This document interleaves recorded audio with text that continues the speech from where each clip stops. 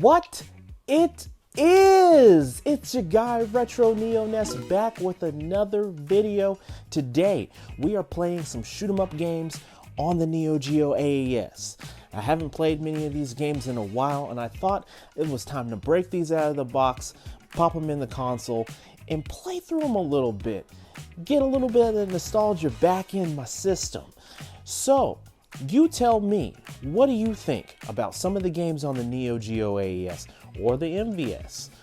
It doesn't matter what console, but if you've played Neo Geo games before, whether that's fighting games, shooting games, sports games, what are some of your favorites? What I want to do on the channel here over the next couple of months is actually show those who haven't seen these games before and give you a little bit of education on how these games play, how they hold up, if they're worth playing, if it's a play or a pass. We'll find out here on the channel today. I don't have all of the shooting games, but I'm still working on my way to getting a full set here in the future. So stay tuned and let me know what you think.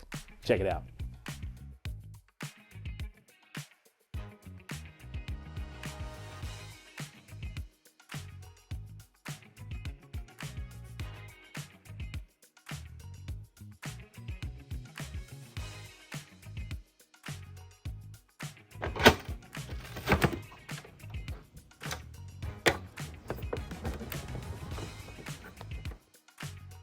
FutureNess here. We've got some audio issues, so we're gonna go ahead and continue with a voiceover yet again. Alpha Mission 2. I do like this game. Maybe it's a nostalgia piece for me, considering this is one of the first space shooters that I picked up on the console, but this is actually the sequel to the first one. Like I said, I'm on the search, the hunt to find a 5-screw version on the Nintendo Entertainment System. The original game came out in 1985, and this one was released in 1991, and actually later released in 1994 for the Neo Geo CD, and in 2010 on the PlayStation Portable. So, you know, as I scroll through here, I'm controlling a fighter craft in space, what they call in the game an armored scrum object, or ASO. Shoot enemies in the air with bombs, enemies on the ground, collect power-ups, defeat bosses, the same typical shooter of the time. But the controls use 2 to 3 buttons, and you can select the ship's armaments, and they consist of air-to-air laser shots, air-to-ground missiles, and any power weapons that the player or that I can collect. And then the weapons have limited power indicated on an energy meter on the side, so you can kind of detect what's going on. And using the weapons or getting the ship damage lowers the energy up until, of course, it explodes and then you've lost a life. And depending on which mode is selected varies whether you're hitting the C or B button, which activates some of the power weapons. So various hidden items can provide some additional firepower to destroy some of the heavier boss level machines that are out there in space that you're going against. So there are 7 stages in this game, with the last one consisting of just one big boss battle. And I mean, to get there, I have to fight through, you know, avoiding hazards, and then mid bosses generally that appear in the game. You know, I mean, a mid boss or an end stage boss. I have to destroy weak points and various points of that boss to destroy it. So if it may have 3 to 5 different parts of one body, and you've got to destroy an arm here, an arm there, a head there, and then finally the main body before you've actually destroyed everything. So the reception for this game, for the initial release, was actually pretty positive from critics, and I'm inclined to agree. Out of, you know, some of the other ones that I'm going to review today, Alpha Mission 2 sits on my top 5 in terms of space airplane shooters for sure. If I had to rank this game, I would give it a 7.5, 8 out of 10. So it's a pretty solid game. It's a solid game, so I definitely recommend this.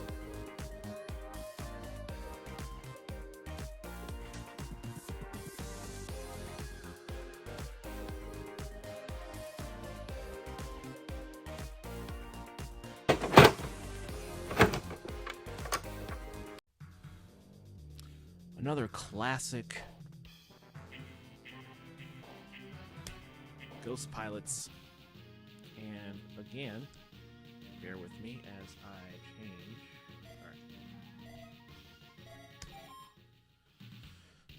Ghost Pilots reminds me of 1945. Old Capcom shooter. It's not bad. It's not a bad game. Future Nest chiming in right now. Unfortunately, I had some audio issues with my voiceover and the gameplay footage. The gameplay footage was extra loud, so I'm still working on this portion of video editing, etc. So I decided to just go ahead and chime in with a little bit of voiceover. It is what it is. And as you saw, before starting the stage, I chose one of two different bomber types. Also, choose an option for a third unique bomber, which is like a kind of, the bomb is more like a napalm and lands and strikes in the air.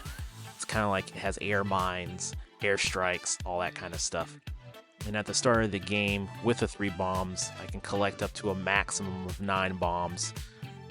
And then if I were playing 2-player mode, both of us couldn't choose the same type of bomb. So I would have one, and then whoever's playing with me would have another. But I can maneuver the seaplane around the area, fire bullets, launch the chosen bombs in limited quantities, and the enemies really vary between tanks, gunboats, jets, etc. And shooting a row of red planes, which you probably getting ready to see come up, grants collectible power-ups for stronger and widespread firepower. So that's really what it is. And the plot of this game really is just, it consists in World War II, kind of like a Nazi general sends his forces against the Allies, and it's really the basis of it is there's 2 freelance ace pilots, Tom Phillips and Charlie Stingley, ghost pilots, set off in their seaplanes to combat the Axis forces head on. So that's kind of what this is. This vertical shooter was in the arcade. It was released by SNK in 1991. And like I said before, it's very 1945-ish in my opinion. But it's a solid game. It's a solid game. If I were to rate this game, I would probably give it a 5.5, 6 out of 10. The replayability of this game isn't the highest, but in that regard, it's still a classic game. So if you haven't played it, I definitely recommend that you give it a try. It's definitely something that you'll want to test out in the future, especially if you're collecting for Neo Geo. It's definitely an inexpensive title, or one of the few inexpensive titles in Neo Geo standards, of course, to pick up for the collection. I like it. But my ranking, I'm gonna give it a 5 to 6 out of 10.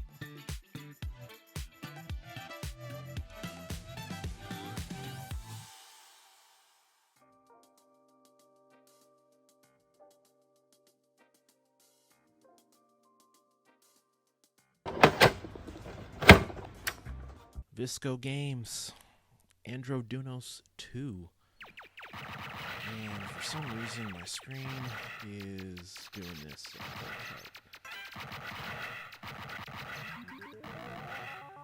There we go.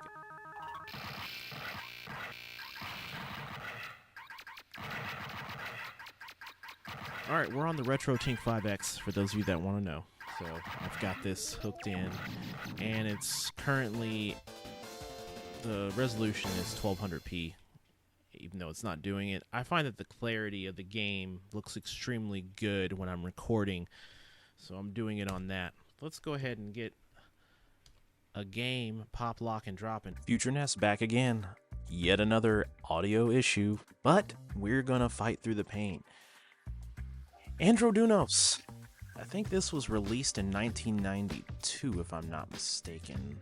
This is another scrolling shooter arcade game from Visco Corporation. So we've For those of you that have probably seen the sequel, Andro Dunos 2, this came out on Switch as well, but this was available on the Neo Geo AES and the MVS. And this was actually the first title that Visco created. Andro Dunos, along with Visco, also made a fighting game called Breakers in 1996. So this is also, you know, one of the titles that they made.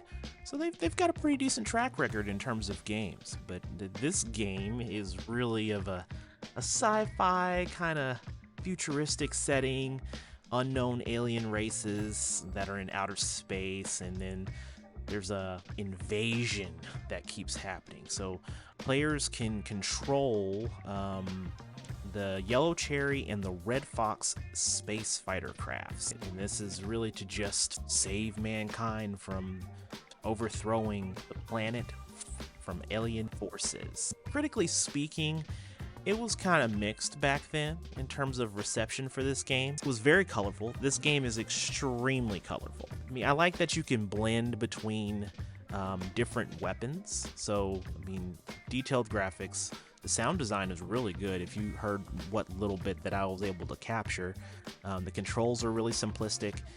Being able to switch between lasers, homing missiles, front and rear shooters, that's really good.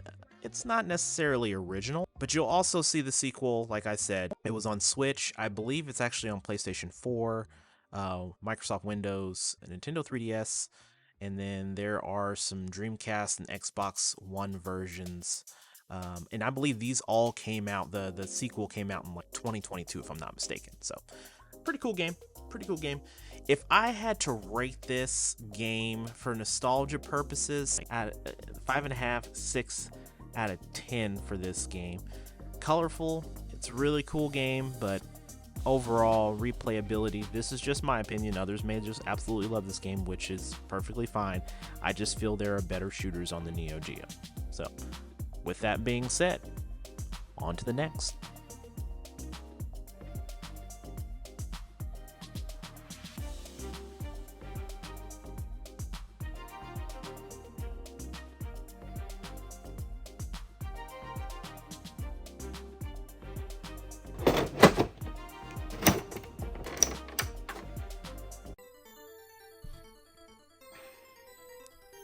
Last but not least, Last Resort. And again, every time I do this, there we